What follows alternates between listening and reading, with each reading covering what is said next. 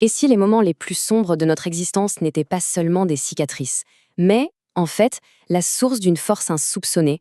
C'est une idée qui va un peu à contre-courant de tout ce qu'on pense savoir sur l'adversité.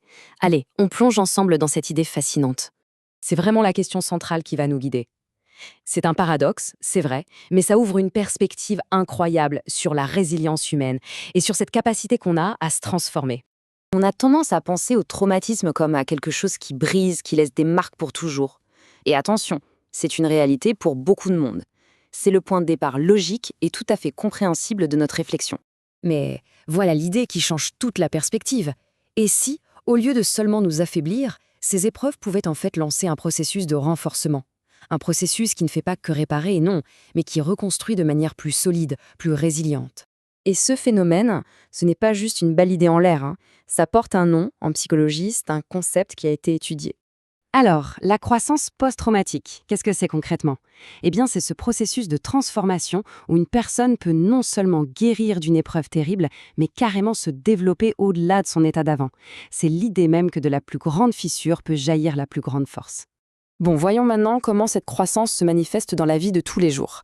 La première transformation, c'est une sorte de super pouvoir, discret mais incroyablement efficace. Ce qui était à l'origine une source de peur, une vigilance de tous les instants, eh bien ça se métamorphose. Pensez à un entrepreneur qui a connu une faillite terrible. Son cerveau, il a été entraîné malgré lui à anticiper les risques et il a développé une sensibilité hors du commun aux signaux faibles, à des détails que ses concurrents ne voient même pas. Et cette citation, elle résume ça parfaitement. Attention, hein, il ne s'agit pas de paranoïa, loin de là. C'est plutôt une intuition affûtée, une capacité à lire entre les lignes, à sentir qu'il y a une incohérence, à percevoir une menace bien avant qu'elle soit évidente pour tout le monde. C'est cet instinct qui dit ce contrat, il est trop beau pour être vrai » ou « ce sourire cache autre chose ». Une compétence de survie qui devient un vrai avantage. Passons maintenant à la seconde transformation, qui est peut-être encore plus profonde. Elle touche au cœur même de notre rapport au monde et à nous-mêmes.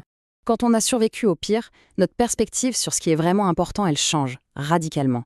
Les petites inquiétudes du quotidien, le jugement des autres, la pression sociale, tout ça perd de son emprise.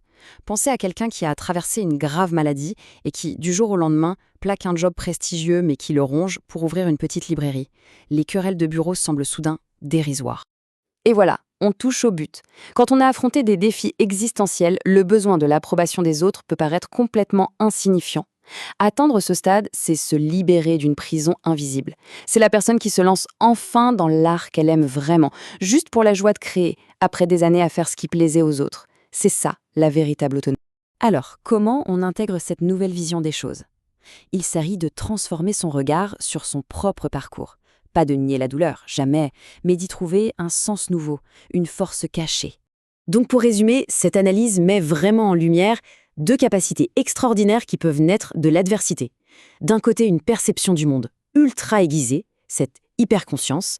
De l'autre, une profonde libération personnelle, cette fameuse liberté intérieure. Ce ne sont pas de simples consolations, hein, ce sont de véritables forces. Et tout ça, ça nous amène à une dernière réflexion.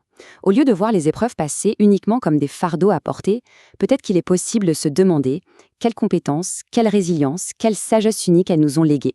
La réponse pourrait bien nous surprendre.